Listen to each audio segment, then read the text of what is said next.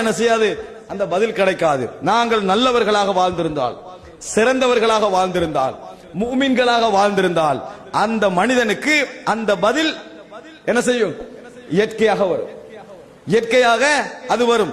தூக்கத்தில் உள்ள ஒரு மனிதர் அவருடைய விஷயங்களை பேசுற நேரத்தில் உண்மையான மனநிலை தான் என்ன செய்யும்? வரும். தூக்கத்தில் ஒரு மனிதர் இருக்கிறாரு, அவர் எல்லா விதமான நடவடிக்கையும் அவர் செய்வாரு. ஆனா அவருடைய செயல்பாடுகள் எல்லாம் உண்மையான செயல்பாடுகளா இருக்கு. அவருடைய சிந்தனையில வரக்கூடிய உண்மையான செயல்பாடுகளா இருக்கு. அது போன்று அவர் யோசிச்செல்லாம் பதில் சொல்ல மாட்டாரு.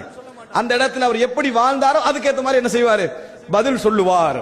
இல்ல என்றா தானே எல்லாரும் மாறி நல்ல பதில சொல்லிட்டு போயிட்டுருவாங்க. பதில் என்ன செய்வாரு? சொல்லுவார். கெட்ட மனிதராக வாழ்ந்திருந்தார் தவறாக பதில் சொல்லுவார். நல்ல மனிதராக, நல்ல வாழ்க்கையோடு நல்ல முறையாக வாழ்ந்திருந்த மனிதர் கேள்வி கேட்கப்பட்டால் சிறந்த முறையில் அந்த பதில். இது எவ்வளவு நேரத்தில் நடக்க போகுது தெரியுமா? நாங்க அடுத்த செகண்ட் மரணித்தால் இந்த விசாரணைக்கும் எங்களுக்கு இடையில ஒரு நாளும் இல்லை. அதை புரிந்து கொள்ளுங்க. அதான் மிக பயங்கரமான அம்சம். நானும் நீங்களும் மரணித்தால் இந்த விசாரணையை சந்திப்பதற்கு ஒரு நாள் இல்லை. ஏன்? மரணிச்ச உடனேயே நம்மளை குளிப்பாட்டி கபனிட்டு தொழுவித்து அடக்குவதற்கு ஒரு நாள் எடுப்பாங்களா? இல்ல. அடக்கி நம்ம பிரிஞ்சிட்டோமா கேள்விக்குரிய மலக்குமார்கள் வந்து விடுவார்கள். எனவே மரணம் எங்களுக்கு அண்மையில் தான் இருக்கிறது. விசாரணை மிக அண்மையில். வர வேண்டிய பதில் நீங்க நல்ல மனிதராக இருந்தால் வரும். இந்த வார கஷ்டம் இருக்கிறதே அதைத்தான் ரசூலுல்லாஹி ஸல்லல்லாஹு அலைஹி வஸல்லம் சோதனை என்று சொன்னார்கள். அது ரசூலுல்லாஹ் என்னோட விளங்கப்படுத்துறாங்க. அன்புள்ள இரண்டாவது கேள்வி என்ன? மா தகூலு ஃபி ஹாதர் ரஜுல், அல்லது மா குன்த தகூலு ஃபி ஹாதர் ரஜுல், இந்த மனிதரை பற்றி நீ என்ன சொல்லிக் கொண்டிருந்தாய்? ரசூல் ஸல்லல்லாஹு அலைஹி வஸல்லம் அவர்களை பத்தி கேட்கப்படும்.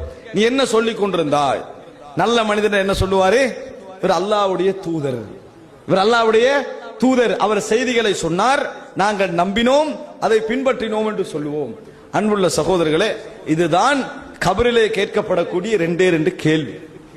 இந்த கேள்விக்கு நாங்க பதில் சொல்லிட்டோம் என்று சொன்னால் அடுத்ததெல்லாம் எங்களுக்கு கிடைக்க போறதெல்லாம் நல்ல விஷயம்.